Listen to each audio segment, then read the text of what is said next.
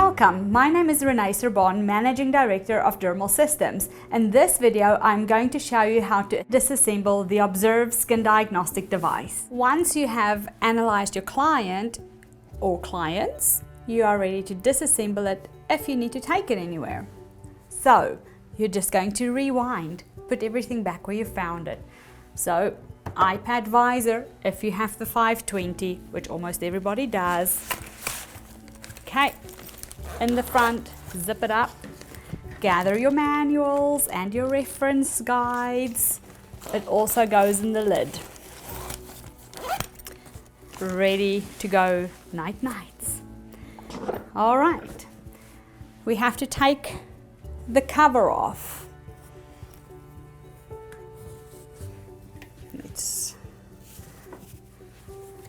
It's just magnetic, so you just pull it off, and this goes in the base of your big bag.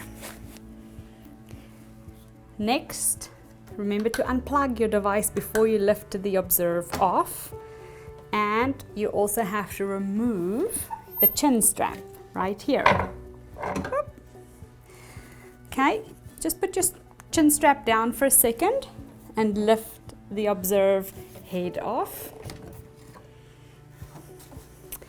And this goes right in here. Now, if you'd like to, you can put some bubble wrap or the packaging that it came in into this now to protect it a little bit more, but I have had no problems with it to date. So I'm just going to put my little bag back into the big bag that lives inside of the Observ's head, just like that. We have the chin strap, goes in the middle. We have to pack up all our visors. You can put them back in their bags if you wish. I do like to put the polarized glasses back into the bag so that they don't scratch. Lift the base, retrieve your cord. Super easy. Now, if you like to keep your box, then you can just put it in there, or if you're happy to let your box for your power box go, toss it out and simply put your base back in. Unscrew the rod. That goes inside. I kind of store that with the chin strap.